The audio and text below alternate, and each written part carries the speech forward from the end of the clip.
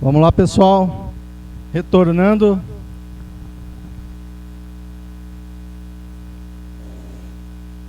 Então vamos dar continuidade aqui à nossa manhã. Agora abrimos para as perguntas.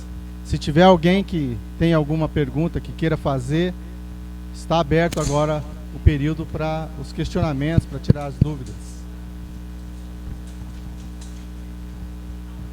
Não precisa ter vergonha. Ah, tem. Doutor Éder, eu queria fazer duas perguntas, na verdade. Quanto ao tempo de reaplicação do remineralizador e com relação a que parâmetros que nós poderíamos, vamos dizer assim, analisar para fazer a recomendação da quantidade desse remineralizador por hectare. Excelente pergunta, né? Eu fiz a apresentação muito rápido nessa parte, foi no final. Vai depender do tipo de remineralizador, né? Por exemplo, um basalto, a forma da gente pensar no manejo é justamente a primeira coisa que a gente tem que olhar é o basalto como corretivo. A gente tem que lembrar que essas fontes elas são corretivas, elas são fornecedoras de nutrientes e elas também fornecem minerais novos. Mas na hora de fazer a recomendação, que é a sua pergunta, a gente tem que olhar para a demanda de calagem do solo. Então, um basalto típico, ele é mais ou menos equivale a 1/3 de um calcário com PRNT 100%. Então, a demanda de calagem que você tiver, você tem que multiplicar por 3. Então, como é que você vai pensar? Você tem que pensar, inclusive, em combinar fontes. Você vai combinar fontes, por exemplo, você pode usar calcário e basalto. Se eu tiver uma demanda muito alta de calagem, eu posso colocar uma parte na forma de calcário e uma parte na forma de basalto. Então, você pode escolher esse manejo do ponto de vista econômico, né? A proporção que você vai usar. Você faz uma conta e vai determinar, do ponto de vista econômico, a combinação dessas duas fontes. Porque tanto o calcário como o basalto fornecem cálcio e magnésio. E também fazem esse papel de correção do solo. A diferença é que no basalto vai ter o fornecimento de silício. E aí a gente tem que lembrar que no caso do basalto, o efeito também é da reação do silício com o alumínio. Ele reage e precipita na forma de silicato e alumínio no solo. Então são dois mecanismos, o aumento do pH e a reação do silício com alumínio. E essa reação do silício com alumínio também ajuda a contribuir à liberação do fósforo que tem no solo. Aumenta a disponibilidade de fósforo no solo.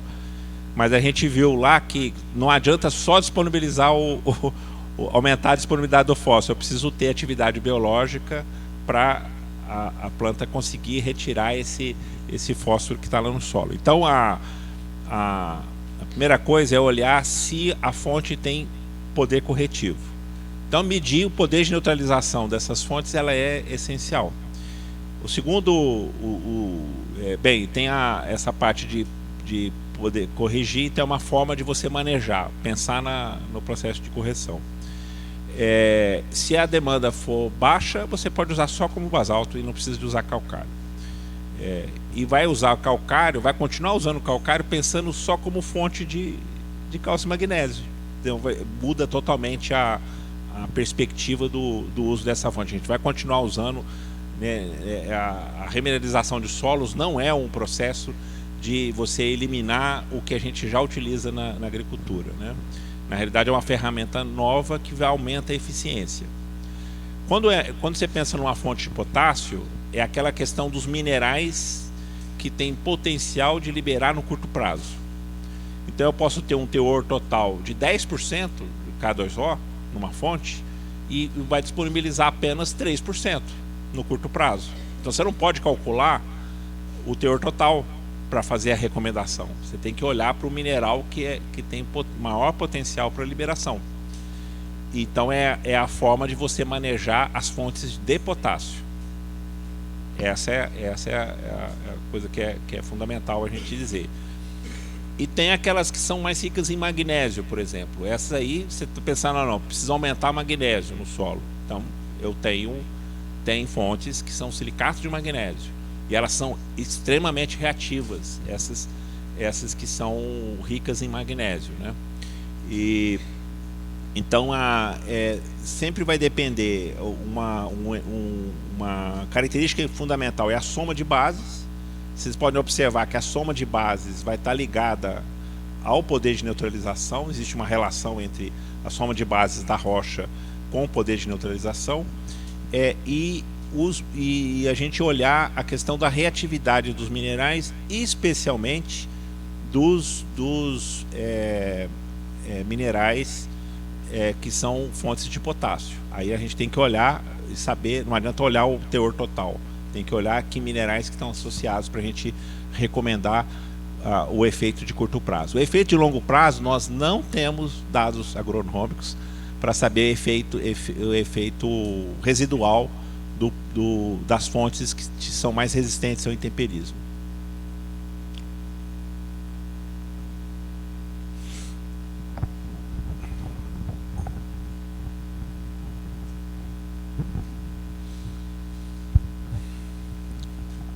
Primeiro, satisfação de estar numa palestra sua, doutor Éder. Prazer.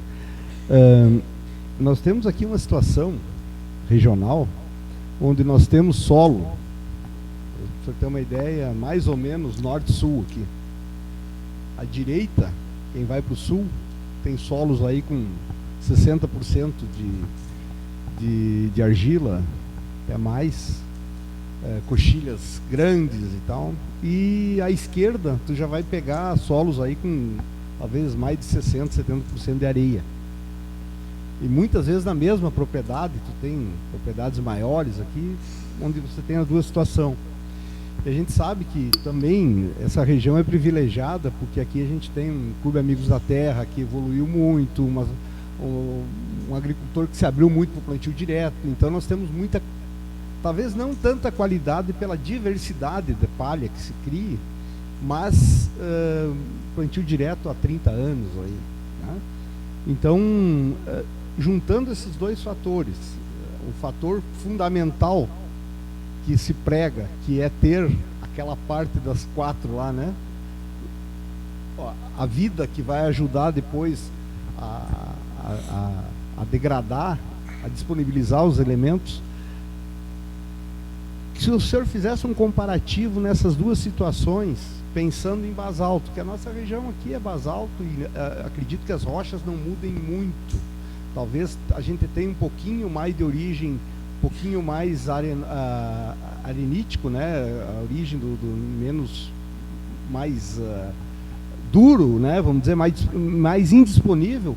Mas nessas duas situações, tendo dois tipos de solo numa questão de 10 quilômetros um do outro, numa mesma propriedade, considerando que a gente ainda é incipiente, nós estamos aprendendo, e até preocupa quando a gente vê agricultores indo numa pedreira qualquer, não no sentido pejorativo, mas alguém que não está aberto ainda para remineralizador, e o agricultor está indo lá e pegando uma pedra e jogando, e de repente fora de granulometria, fora de qualidade, e não vendo o resultado e começando até a criticar, né? Daí pegamos um professor Witt, que também não se abre muito, e essas coisas, né? Se o senhor pudesse fazer um comparativo desses dois tipos de solo, com essas questões, até comparando com a nossa situação de uma deficiência hídrica média aí de 10, 15 dias, 2 a 3 vezes numa safra, sem contar os grandes secas, né? Não, é muito boa pergunta. Existe já alguns trabalhos importantes sobre solos com uma grande diferença textural.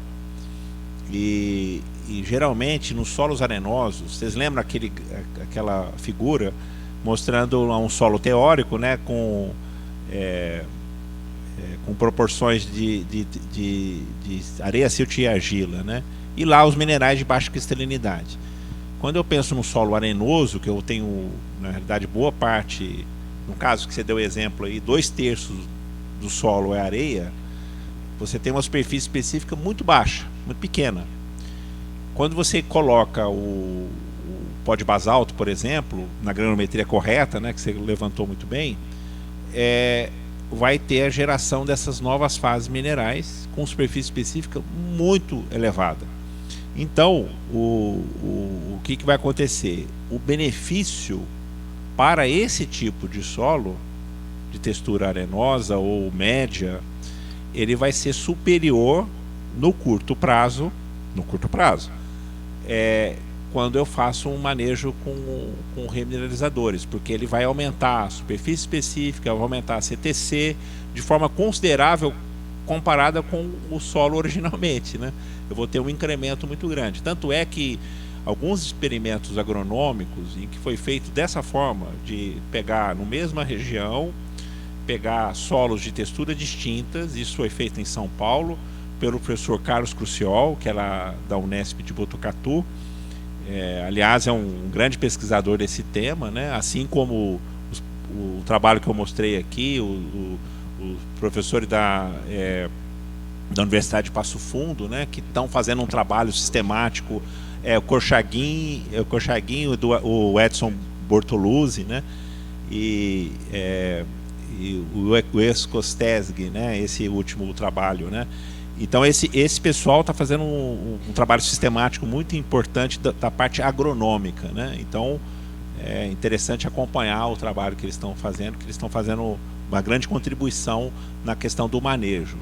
Quando você faz esse tipo de...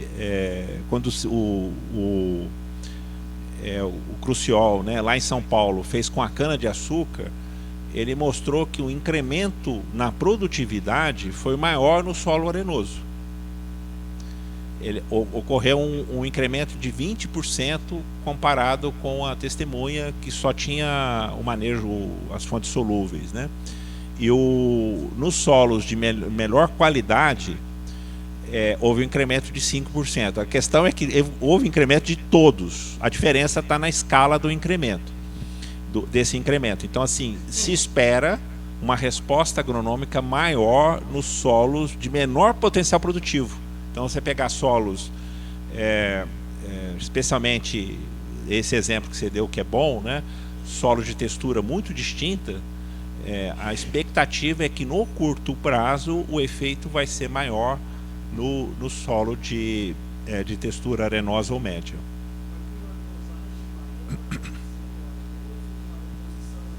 Não, a dosagem que ele aplicou foi igual.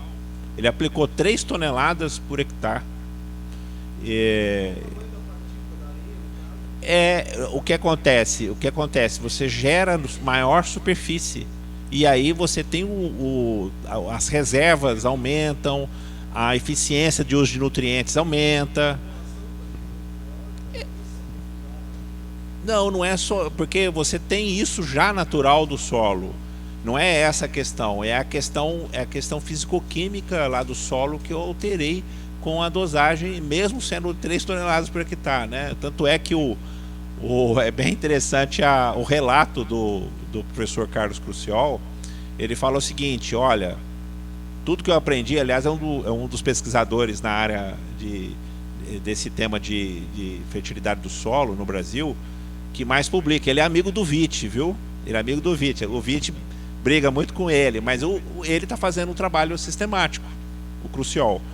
E ele falou publicamente, falou: olha, toda a teoria que eu aprendi e que eu desenvolvo e que eu publico não explica esses efeitos. Então ele foi perseguir justamente no caminho que a gente está mostrando aqui, que é ligado à parte biológica e essa parte mineralógica do solo.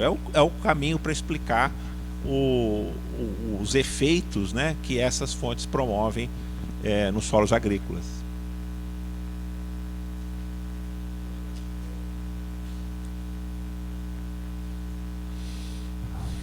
Uma questão é que a gente começa a olhar cada vez mais assim o perfil do solo em profundidade, né? Então, a questão do pó de rocha com esta, a relação do pó de rocha com essa questão de melhorar o solo em profundidade. De cara do que o senhor mostrou, eu já fiquei pensando aqui, o incremento de raízes, as raízes vão ajudar nesse processo, né? O que mais a gente pode esperar disso, pensando assim, para melhorar esse solo em profundidade, o perfil do solo? Dentre todas as fontes existentes, aqueles agrominerais que eu apresentei lá no início da palestra, é o que tem menor mobilidade em perfil. É o menor que tem. Porque ele é um mineral que não tem mobilidade. Ele tem menos mobilidade que os fosfatos, só para vocês terem noção. Os fosfatos, a gente já aplica o fosfato, e o fosfato fica lá na camada superior, né? Ele não desenvolve, não cria um perfil em profundidade. Então o mecanismo tem que ser biológico. Você já deu a pista do caminho, né? Tanto é que você cria um perfil, por exemplo, você pensando em fósforo, né? Você aplica o fósforo no início, ele está lá só na superfície. Conforme vai passando o tempo, se você tiver uma boa estratégia de plantas de cobertura, né? Você começa a distribuir esse fósforo em profundidade, conforme passa o tempo. Então a mesma coisa você pode fazer com essas fontes. Então, na realidade, a geração de um perfil rico nesses minerais, ele vai demorar, né? Eu vou ter no final o efeito de curto prazo vai ser na camada mais superficial possível. Porque não existe mobilidade química, né? A mobilidade tem que ser biológica, é a biologia que tem que fazer esse papel. Então, quando você cria um solo bem estruturado, e que é isso que a gente espera que vai acontecer, né? Com o manejo dessas fontes, você começa a criar caminhos também para você aplicar o remineralizador e o remineralizador começar a se mobilizar fisicamente, né? Não quimicamente, mas fisicamente no perfil. Então todas as outras ferramentas que a gente tem de aumento de perfil, né? De você criar perfil, o uso do gesso, né? Por exemplo, a gente vai continuar usando, né? Vai continuar usando para promover, por exemplo, ter cálcio, né? Para a raiz poder se desenvolver em profundidade, né? Então isso é essencial. Eu não vou conseguir criar perfil no curto prazo. Tanto é que muitas vezes o pessoal fala assim: eu estou analisando o solo, não estou encontrando um manejo que eu estou fazendo com fontes de potássio. Eu estou coletando ali o solo de 0 a 20 e estou mandando analisar e não está aparecendo nada de potássio, mas a minha cultura está equilibrada, está com potássio equilibrado, não houve deficiência.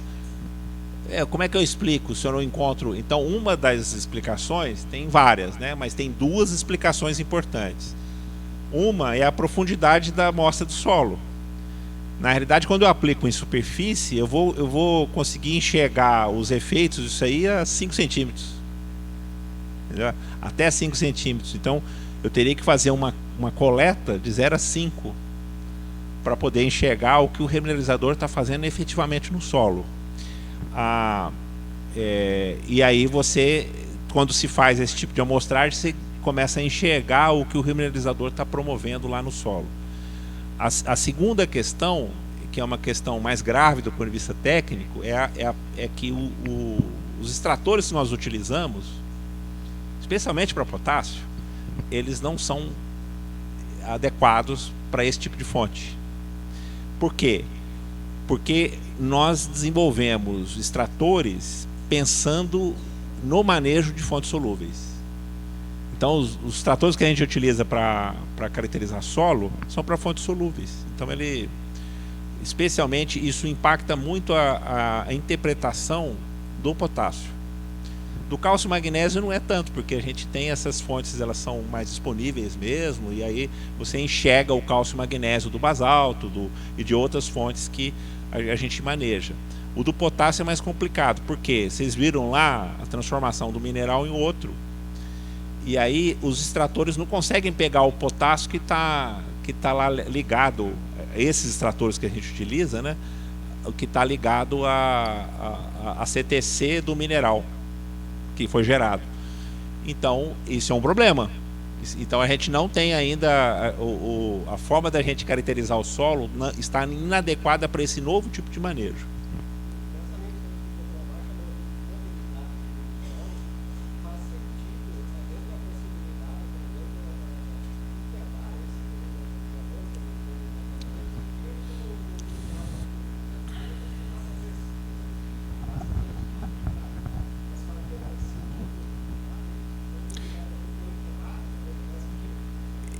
Existe situações, né? Você pode fazer. A gente não tem implemento ainda para fazer isso em maior profundidade, né? Mantendo o plantio direto. Estou falando, mantendo o plantio direto. Ainda não existe implemento adequado para você injetar o remineralizador lá em profundidade. Isso é uma ideia legal, né? Para pensar, né? Desenvolver implementos de aplicação desses insumos em profundidade. Essa seria uma alternativa. Teria que ter a tecnologia para fazer isso. A outra se você tem um momento que você está saindo de um tipo de uso para outro, que você vai ter que mexer no solo, que existe essa situação, áreas de transformação de pastagem para áreas de agricultura, o pessoal mexe no solo. Aí é o momento de você colocar, o pessoal já faz isso, incorpora calcário, né? Incorpora calcário nesse momento de transição. É uma forma também de você, vai lá, eu vou colocar 40 centímetros, 30 centímetros, né? Mas só nessa situação. A gente não pode falar, não, eu vou incorporar o remineralizador com plantio direto. Eu não vou fazer isso, né? Eu tenho plantio direto, eu tenho que manter isso aí. Agora, a sua pergunta também leva para um outro tipo de tecnologia que está sendo desenvolvida, que é você integrar fontes e granular. Aí você aplica no suco do plantio como qualquer fertilizante NPK, né? A diferença é que você não vai ter só as fontes solúveis, você vai ter essas fontes de baixa solubilidade. Aí você pode colocar no suco do plantio, como é feito no plantio direto, né? Você aplica no suco, né? Hoje menos NPK e mais biológicos, né? no suco do plantio. Então isso é uma possibilidade. Existem alguns produtos sendo criados nesse sentido, de você integrar fontes, granular e aplicar no suco de plantio. E essa é uma alternativa também boa. É uma forma de você acelerar o processo de formação de perfil em maior profundidade com esses minerais novos. Olha lá. Depois você. Bom dia, então. Prazer, Éder, estar novamente à frente de tanta sabedoria. Eu gostaria de fazer uma pergunta mais assim em termos de profissional que leva o pó de rocha a campo, né? Porque eu trabalho com 2 pedreiras, para um grupo tem 2 pedreiras e elas são distintas. Eu tenho em Erechim, que seria do grupo Andretta, né? A gente tem um basalto clássico. Para mim, o posicionamento é muito fácil. E eu posso dizer para vocês, gente, que lá na região, o pó de rocha, assim, ó, vem crescendo muito bem o uso, assim. É muito bem aceito, ele é muito visto, sabe? Com os olhos daquele produtor lá, parece que está entresseco no sangue do italiano, a valorização da rocha, né?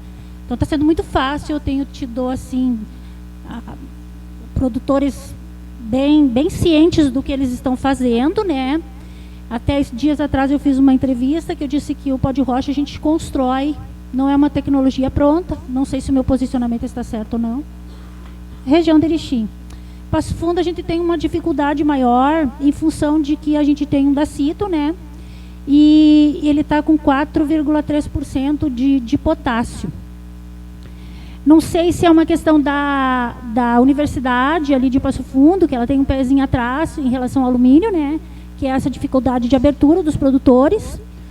Mesmo assim, eu quero saber se o meu posicionamento, Éder, como profissional que vai a campo, e eu não quero que essa tecnologia se perca, mesmo que seja depois em produtos, mas que o agricultor saiba aquilo que ele está usando e a grandeza que é toda essa rocha.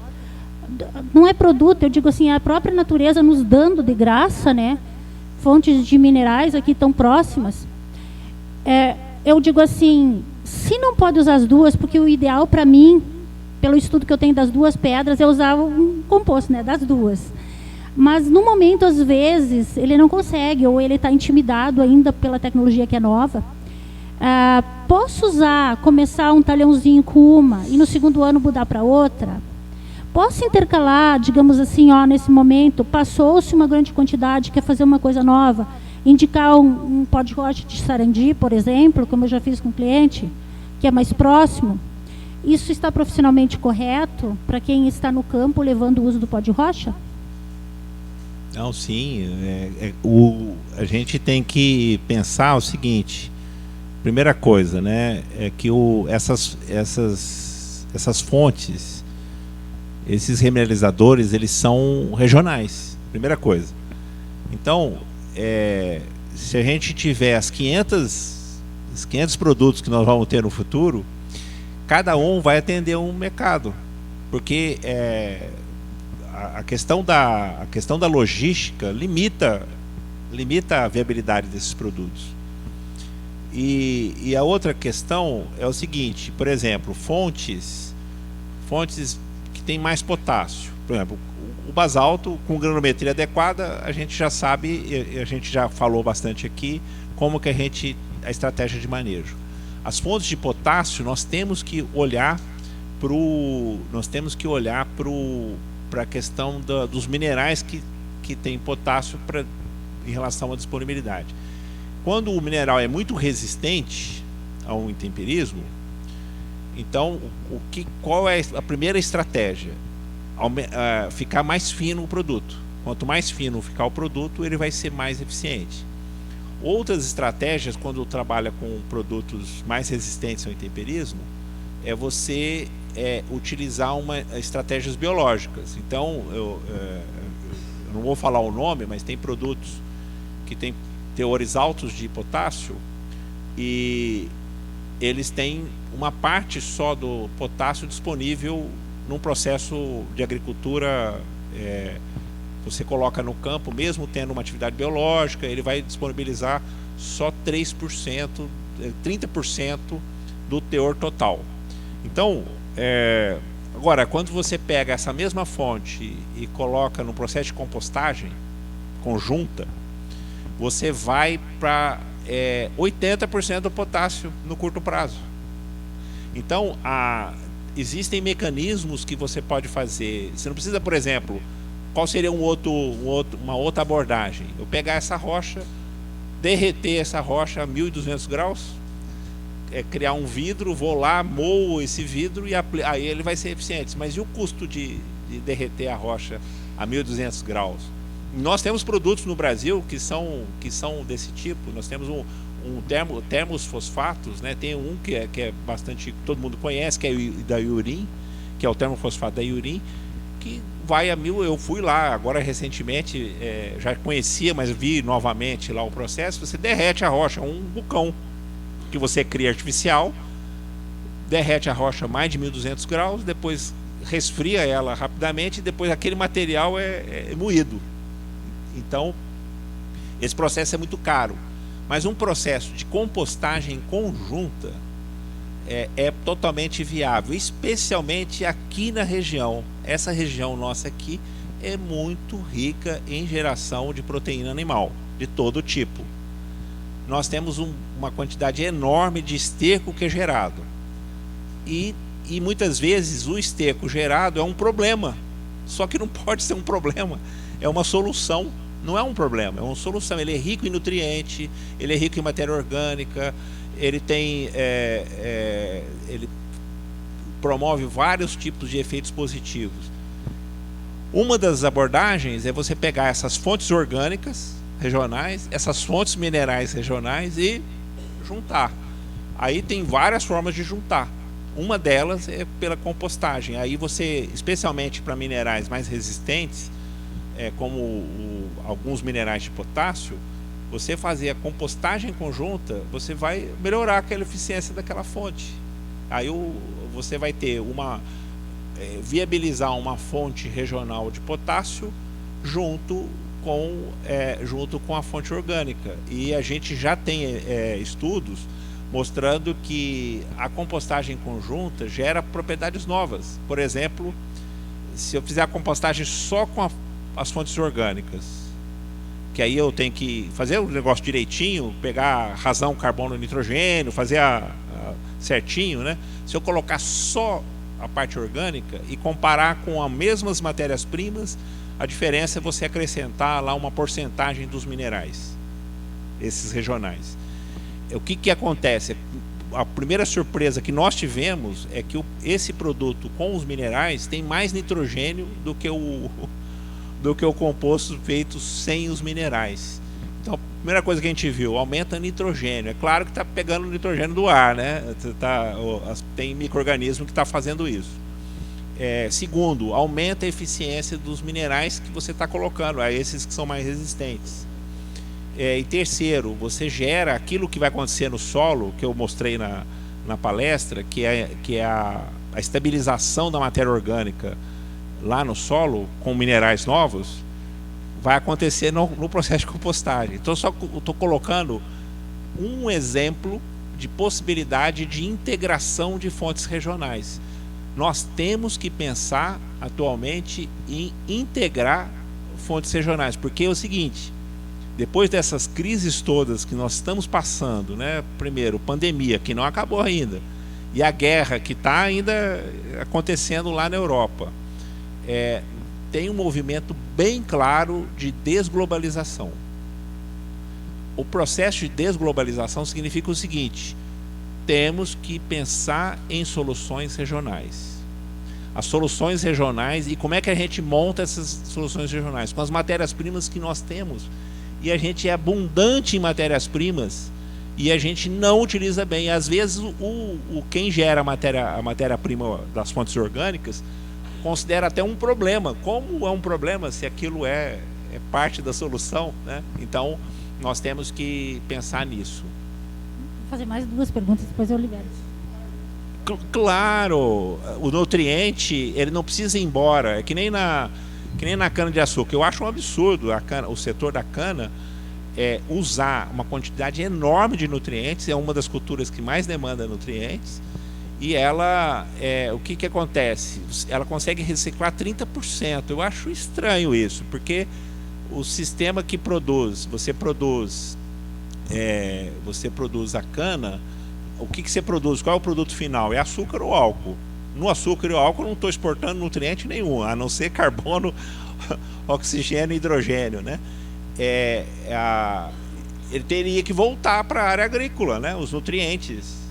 Só que o pessoal ainda não descobriu que tem que criar um mecanismo para fazer isso. Tanto é que a vinhaça, que é uma forma de reciclar nutriente, é aplicada apenas uma parte da área. Tem áreas de cana que chamam de área de sacrifício, porque você coloca em grande quantidade a vinhaça. Não poderia ter uma outra solução de usar esse potássio? Então, a gente tem que pensar em formas de a gente integrar essas fontes com os minerais que a gente tem regionais. Essa é a estratégia que a gente tem que pensar em gerar soluções regionais a partir dessas matérias-primas. A questão ali dos resíduos dos animais está bem clara. Eu queria saber 2 perguntas a mais. Uma, se tem estudos sobre a eficiência dos produtos tipos bocaches ou os EMs que temos hoje?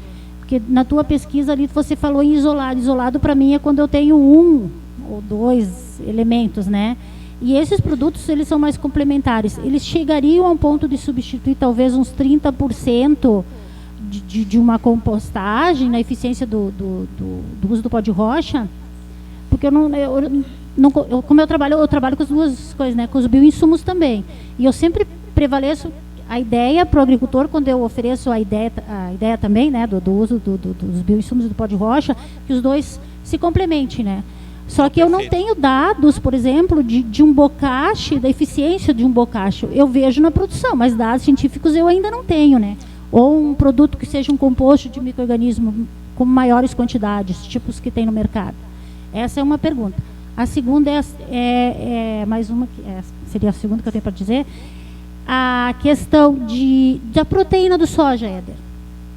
Porque a China, em maio, se eu não me engano, ela entrou, não sei se vai ficar também, mas a questão de quantidade mínima de produção de proteína de soja. Melhora isso? Já tem estudo sobre? Obrigado pelas perguntas, Claré. A primeira é o seguinte: aquele trabalho, eu falei isolados, mas na realidade são comunidades de micro-organismos de rizosfera. Não é só um micro-organismo isolado, né? São comunidades. É uma das estratégias que tem na Índia, né? E vários hoje, como é que você faz para desenvolver um bioinsumo, né? Você tem várias formas, mas uma delas é você retirar micro-organismo da rizosfera. Então você pega plantas específicas e vai lá e tira micro-organismo da rizosfera. Aquilo lá é uma estratégia, aquele trabalho que eu mostrei é exatamente uma estratégia desse tipo. E o pessoal está trabalhando com comunidades, né? As comunidades, elas são, na realidade, o que vai acontecer no futuro, que os isolados, só um micro-organismo, ou 2 micro-organismos, ou 4 micro-organismos só, não vão fazer não vão causar o impacto na agricultura quando comparado com as comunidades. Por quê? Porque os isolados, ele tem uma estratégia específica para resolver um problema específico. Eu tenho lá uma praga, uma doença, e eu desenvolvi um micro-organismo, né, que vai fazer esse efeito específico sobre aquela praga e doença. Isso é importante? É importante, especialmente na transição. Quando o teu sistema está degradado ainda biologicamente, ele não conseguiu entrar no equilíbrio. Então, o que vai acontecer? E isso, gente, esse conhecimento é milenar, não estou falando de agora não, ele é milenar, né? A palavra bokashi que você falou é uma palavra japonesa que significa justamente um fermentado, né? É um fermentado que isso foi criado lá no Japão. Aí eu tenho os chineses que também fazem fermentação, sempre pensando em comunidades de micro-organismos, e comunidades que são produzidas no local onde é feita a agricultura. Não é um composto que eu estou comprando de fora, não. Eu estou criando o composto lá no local, que é o melhor composto que você tem, é aquele que você faz, nesse caso das comunidades, é o melhor que se você fizer o processo de forma correta, você vai obter as melhores comunidades, mais estáveis, que vão gerar o equilíbrio que você precisa para o teu solo. Exatamente esse conceito, né? Que a gente tem que olhar, que nem a fermentação natural para produzir pão. Cada fermento que é feito em cada local gera um pão diferente, porque aquela comunidade ela é específica daquele fermento, né? Então ela é muito interessante esse conceito, né? Eu não consigo reproduzir esses fermentados iguais em lugares diferentes. Cada um é diferente e ele é muito complexo. Ele tem uma comunidade, você pode tentar descrever ela, mas fazer estudos, mas é o seguinte, elas têm uma quantidade muito grande de micro-organismos e é isso que no futuro, depois que passa a transição de pegar um solo totalmente degradado, biologicamente degradado, e passar pela transição e chegar no solo equilibrado, as comunidades elas vão ficar, são exatamente elas que você vai utilizar para manter esse equilíbrio. Então essa é a estratégia. Dentro dessas comunidades vai ter solubilizadores de minerais? Vai ter solubilizadores de minerais. O que eu queria mostrar na realidade naquele trabalho é que você tem solubilizadores de minerais nas comunidades e cada região tem os seus os seus tipos, né? Então, isso vai acontecer. E a interação entre as comunidades e os remineralizadores é muito alta. Você vai ter um aumento de eficiência dos micro-organismos e do remineralizador quando você faz a integração dessas fontes. Toda vez que você integra, você gera, especialmente essas fontes que são complexas, quando você faz uma integração de forma correta, usando a abordagem correta, você vai gerar propriedades novas, que não é apenas dos produtos isolados, não é a soma dos efeitos isolados, né? Ele é um efeito integrado, né? Que gera propriedades novas. Então, isso a gente enxerga isso em vários trabalhos, que ainda são poucos trabalhos, mostrando essa questão da interação. E, por exemplo, eu posso pegar também comunidades de micro-organismos para você colocar no processo de compostagem. Essa é uma forma também.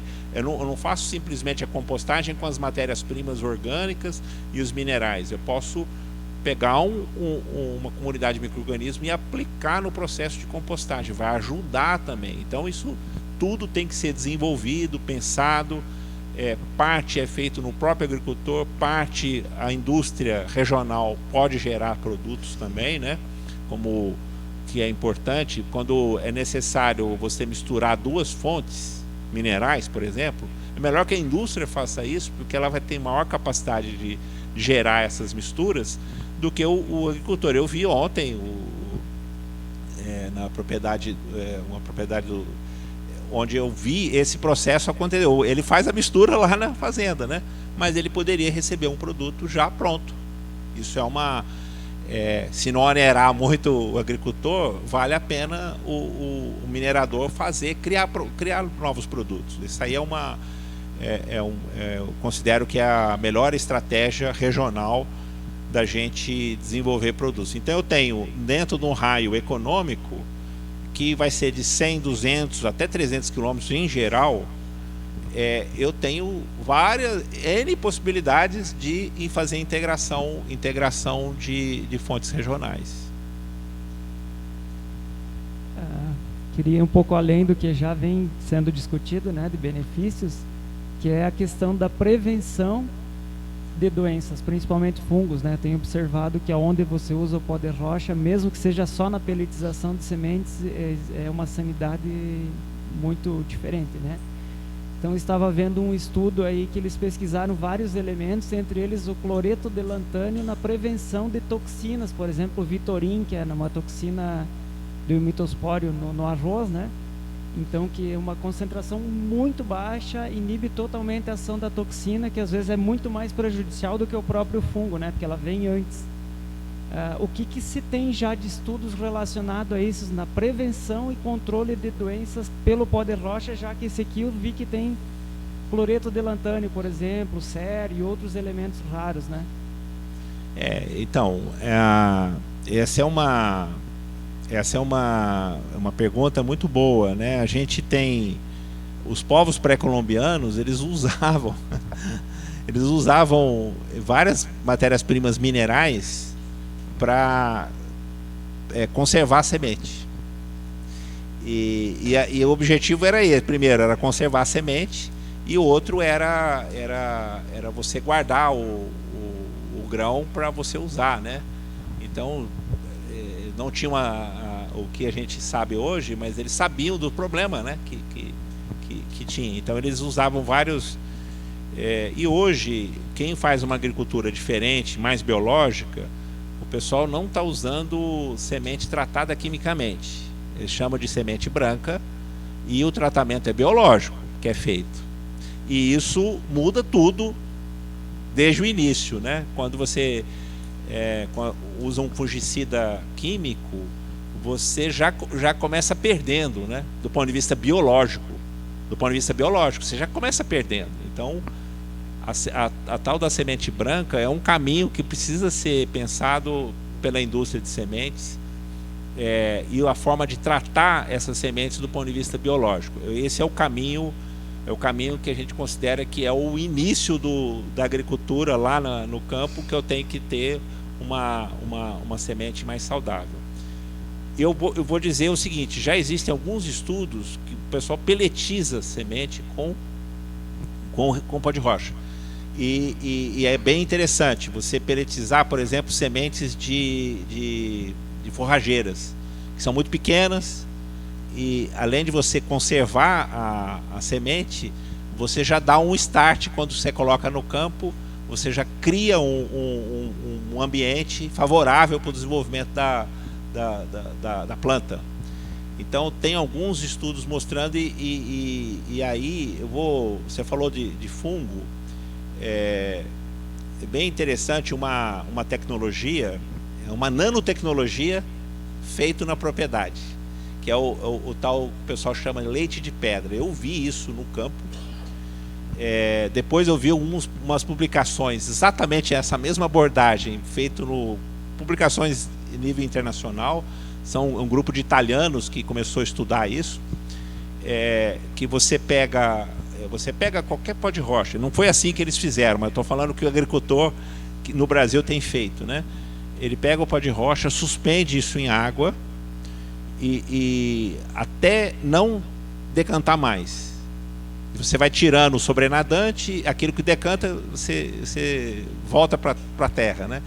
Aquilo que fica suspenso, até chegar o momento que não decanta mais. Então você só vai estar com partículas ultra finas, nanopartículas do pó de rocha, que tem no pó de rocha.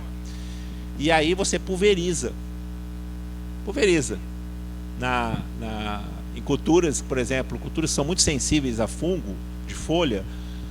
Um exemplo bom para a gente ilustrar é o feijão. Quando você pulveriza, o feijão é muito sensível a fungo, né? Tem vários tipos de doença de fungo. Então você faz isso. Aí nesse caso o pessoal fez 3 aplicações durante o ciclo não precisou de usar fungicida. Não causou problema. Então a nanopartícula do pó de rocha, ele gruda na superfície da folha e o fungo não encontra o estômato, que é o mecanismo principal de infecção de fungo de folha na maioria dos casos, né? Ele não encontra, porque o fungo ele é um ótimo topógrafo de folha. E quando você coloca a película que cobre lá, ele não acha o estômato. Além do efeito, isso é uma hipótese, né? Além do efeito elétrico também, que é gerado na superfície. Isso não interfere na fotossíntese, isso não tem nenhum tipo de problema.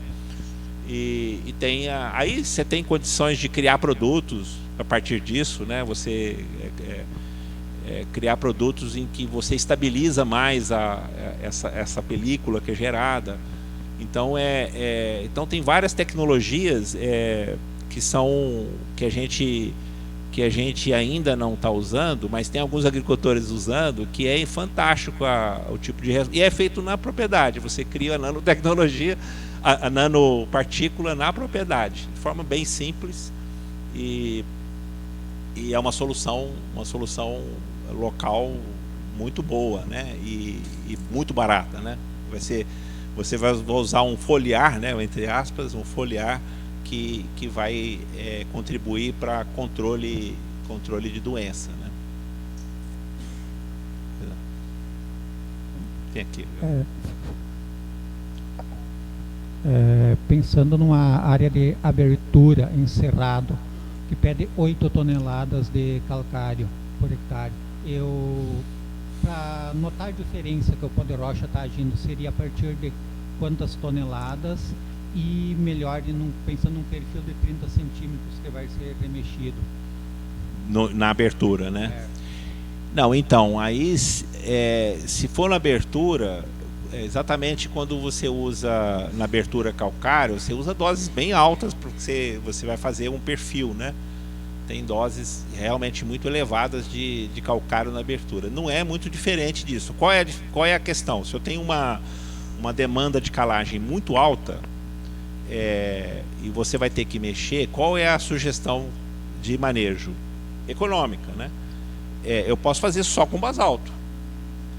mas eu vou precisar de uma dosagem muito alta para poder fazer o efeito da correção.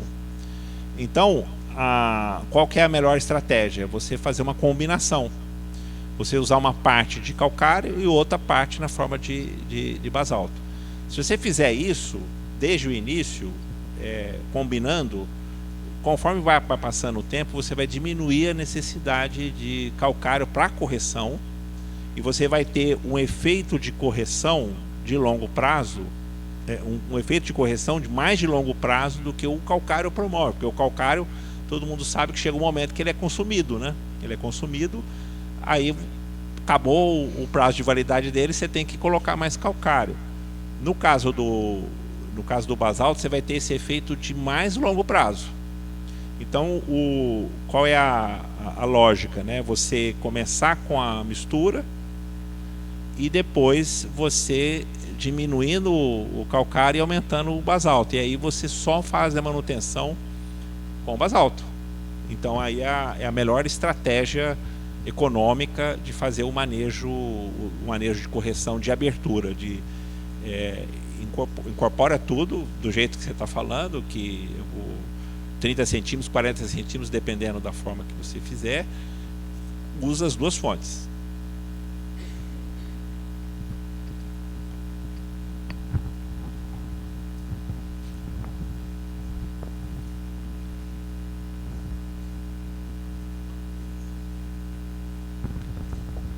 Olá, professor, tudo bem? Achei bem interessante essa questão que o rapaz aqui falou também, da questão dos fungos, né? Sim. Por combater. E se nós conseguíssemos colocar, eu vi num slide que o senhor colocou aí anteriormente, a questão da negatividade das cargas positivas e negativas. Se nós conseguíssemos colocar em 100%, 200%, uma carga negativa nesse remineralizador, poderíamos ter um desempenho melhor também com relação a esse produto. Qual é a sua visão a respeito disso? Gostaria de saber. Não, a questão das cargas, né? As cargas, então, o que acontece? O que a gente precisa em solo tropical? Nós temos proporcionalmente mais cargas positivas do que negativas. E a carga positiva ela é boa. Por quê? Porque ela, diferente por exemplo, você vai lá em solo de clima temperado, predomina cargas negativas. E qual é o problema que tem lá no clima temperado? A quantidade de fósforo que é aplicado no solo não é bem aproveitado. Como o fosfato é um ânion, ele não vai ficar na carga negativa do solo, ele vai embora. E aí o fósforo vai participar de um grande problema que nós temos na agricultura de clima temperado, não é a agricultura que nós praticamos aqui, que é a poluição dos nutrientes que são usados na agricultura. E lá também tem um negócio do nitrogênio. Então é nitrogênio e fosfato que é colocado em grande quantidade, porque a eficiência é baixa, e você perde isso por lixiviação e vai poluir os corpos d'água. A gente tem no Golfo do México, tudo que vem do Mississippi, que vem da região do cinturão do milho, né, vai tudo para o Golfo do México, e é o local de grande poluição por causa dos fosfatos e dos nitratos. Aqui a gente utiliza boa parte do nitrogênio que nós estamos, já é biológico, né, que é de fixação, e o fósforo ele fica no solo, né? O fósforo não vai embora. O que tem chance de ir embora são os cátions, porque a gente não tem CTC. Então, qual é a lógica do ponto de vista de manejo? Olhando para os remineralizadores, é aumentar a CTC, as cargas negativas. A tua pergunta é se aumentar a quantidade de carga negativa na origem do mineral. Perfeito, vai melhorar, vai ser mais efetivo. Eu vou aumentar a eficiência desse processo. Então, o que acontece? Eu tenho que ter aquela reação onde o mineral novo que é gerado, ele ele tem uma superfície específica elevada. Boa parte dos minerais gerados tem carga superficial dependente do pH. Como a gente usa na agricultura, a gente usa pHs entre 5,5 e 6,5, a carga predominante da superfície será negativa. Entendeu? Será negativa. Então, na realidade, é isso que vai acontecer. Ao longo do tempo, esses minerais novos gerados, eles podem cristalizar minerais cristalinos, que é o que acontece na natureza. A gente pegar solos férteis, derivados de basalto, são solos jovens que tem de basalto, vocês vão observar que tem uma grande quantidade de argilas 2:1, expansivas. Então, são solos de fertilidade natural elevada, né? Natural porque eles foram derivados diretamente do basalto e não passaram por um processo longo de intemperismo, como aqui na região nós temos os solos nossos ácidos, porque ele chiviou boa parte praticamente todas as bases, né? Então nós temos os solos agrícolas que precisam ser corrigidos, e aí o basalto, apesar de ser o solo derivado do próprio basalto, o basalto nesse solo muito intemperizado ele vai ter efeito, enquanto que no solo pouco intemperizado, que é o caso dos solos jovens derivados de basalto, a região sudoeste, né, daqui do Rio Grande do Sul, são solos mais jovens. Aí se eu colocar o pó de rocha lá, ele não vai dar muito efeito, porque o solo já é naturalmente remineralizado, vamos dizer assim, por causa da presença desses minerais que retêm os nutrientes em grande quantidade. Não tem problema com alumínio trocável, o pH é adequado, a soma de base adequada, a saturação de base adequada. Então são solos muito férteis, né? Você tem que só cuidar da parte biológica do solo. Então, criar carga negativa em solos de clima tropical e subtropical é a principal estratégia da remineralização. Obrigado, professor.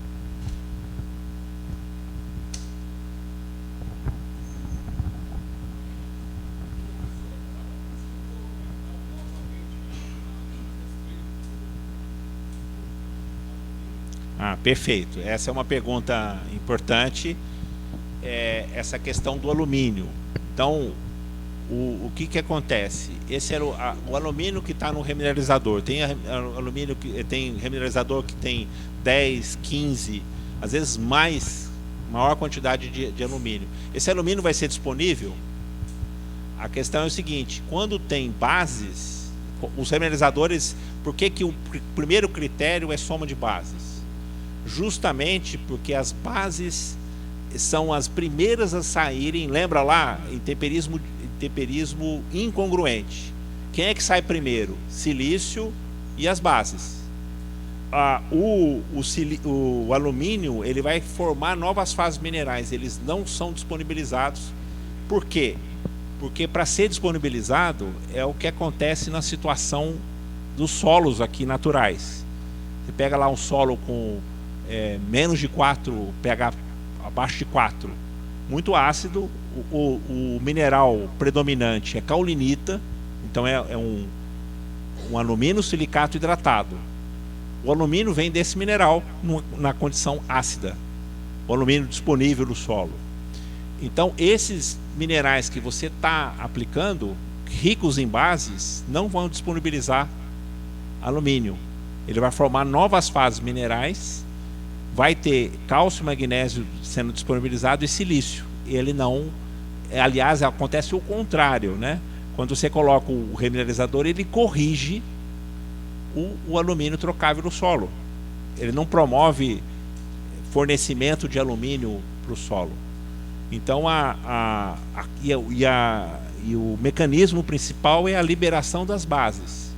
A liberação das bases faz com que esse processo seja eficiente para imobilizar o alumínio trocável do solo. O material que é gerado, o mineral novo gerado, são esses tipos de alofana que não tem alumínio disponível.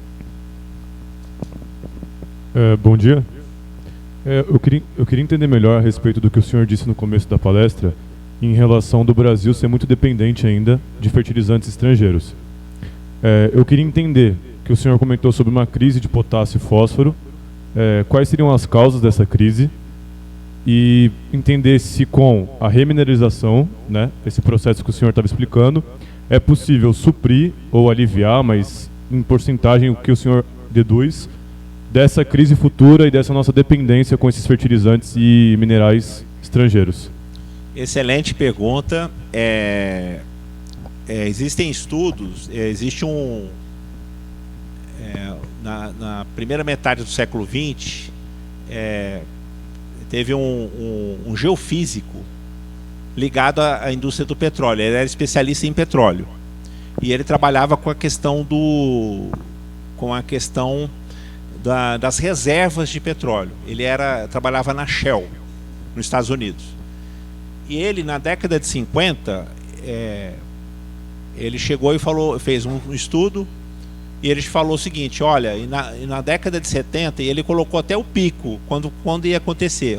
1972, segundo o meu trabalho, aqui nos Estados Unidos, nós vamos ter uma crise do petróleo. Aí o pessoal falou: o que é isso? A gente tem reserva de petróleo para muito tempo. Você tá maluco, né? Aí o que aconteceu? Em 1972 teve a crise de disponibilidade do petróleo. E foi grave, né? Foi bem grave, foi mundial essa crise. E aí o Hilbert, chama Hilbert, esse pesquisador lá da Shell, né? Aí ele criou um conceito que depois virou o que eles chamam curva de Hilbert. E aí a ideia é muito simples. Não adianta eu calcular a reserva de um minério. Apenas a reserva de minério não é o fator que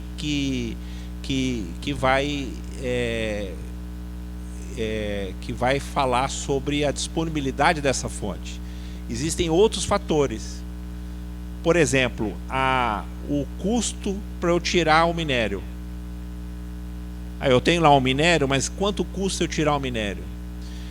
Outra coisa, os problemas ambientais que são gerados no processo de extração, de retirada do minério.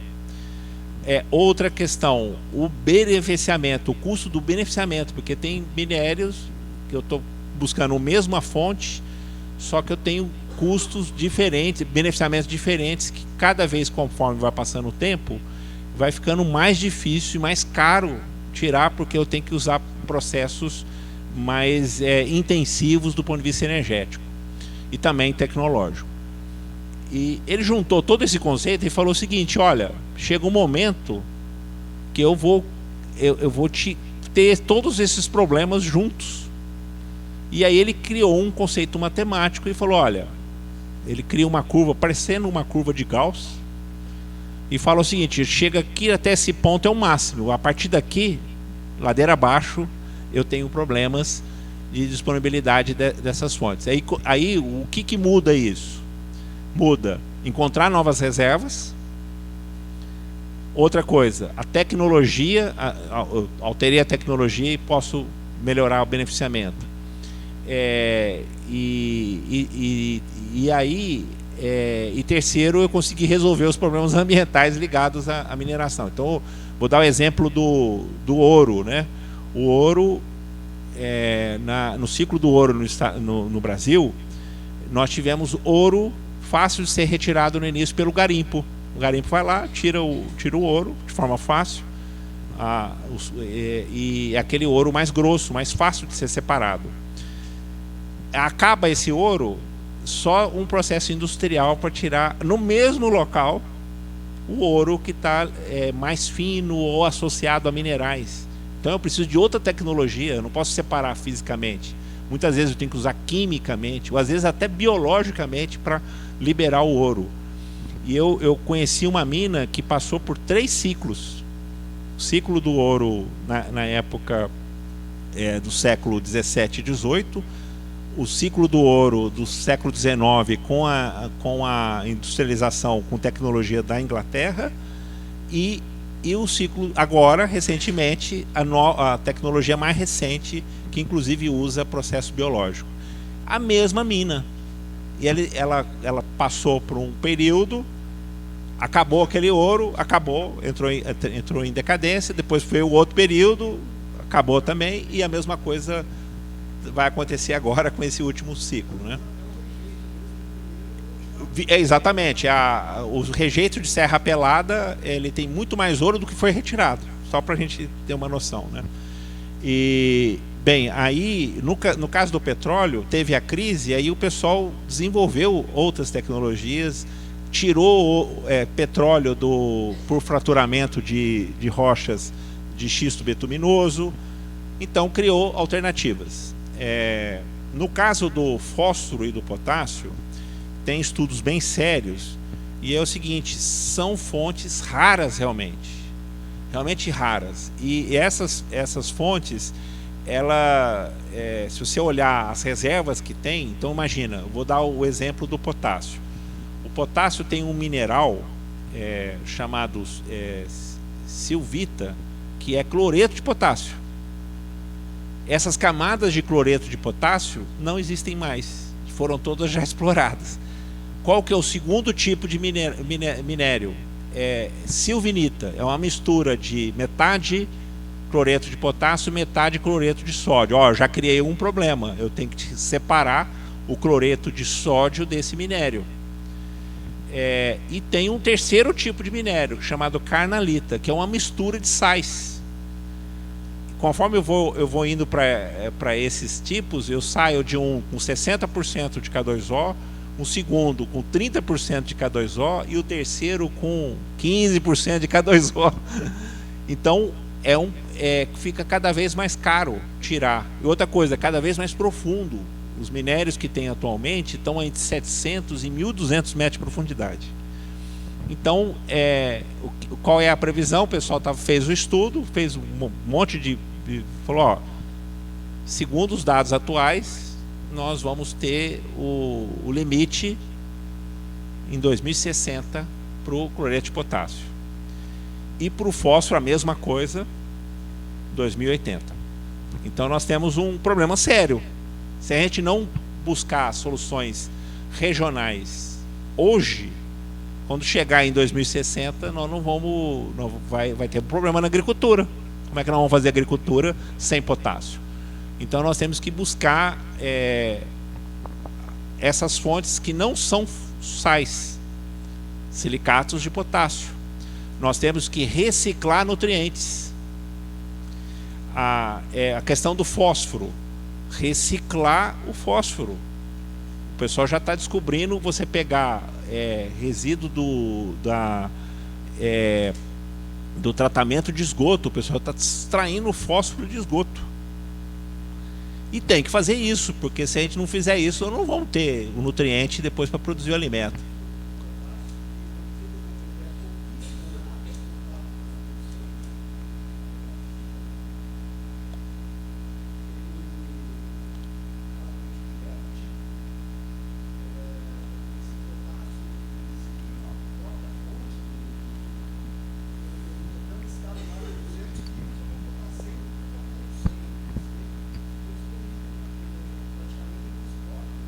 Nós temos muito nutriente no solo que a gente não aproveita.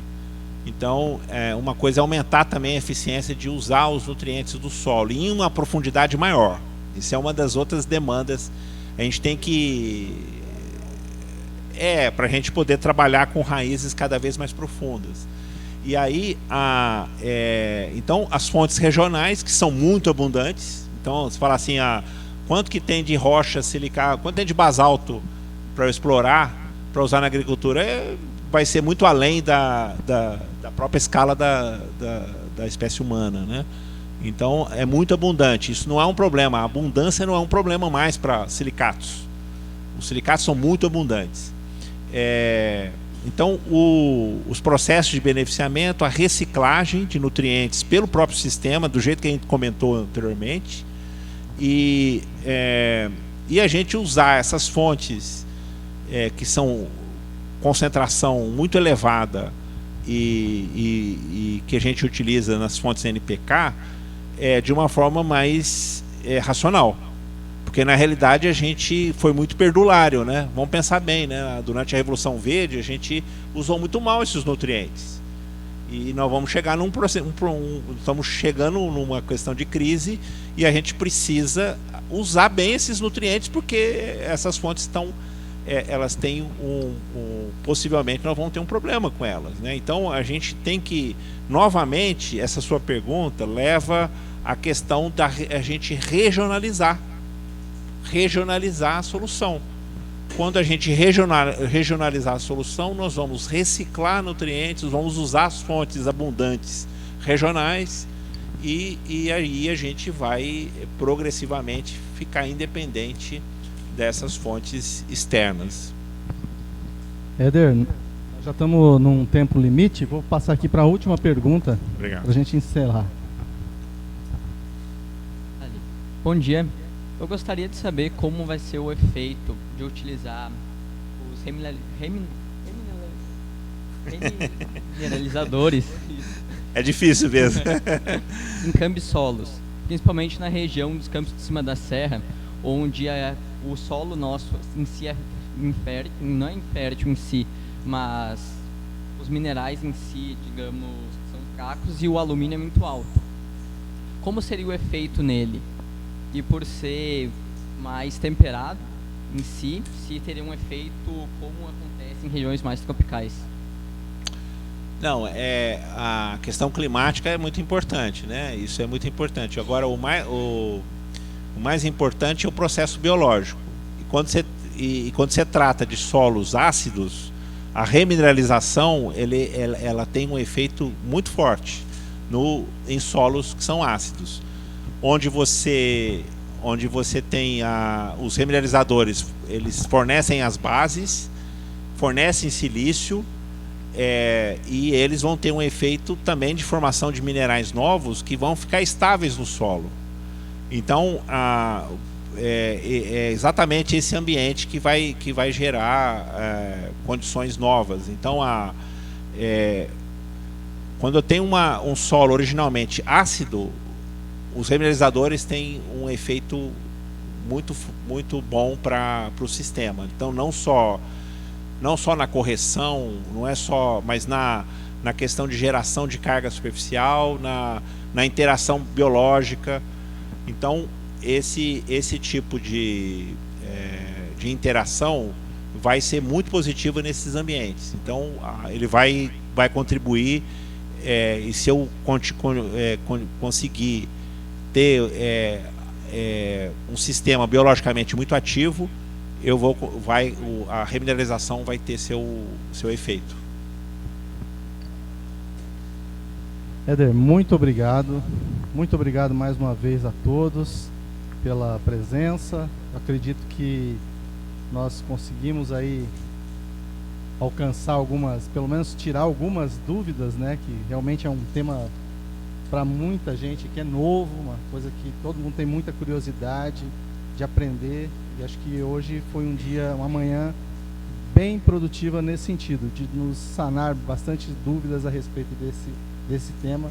E mais uma vez, então, te agradeço aqui pela vinda, pela presença aqui. Agradeço a Marluce pela parceria. E nós aqui do grupo de estudos gostaríamos de lhe entregar aqui uma pequena lembrança, né, da sua vinda aqui em Palmeira.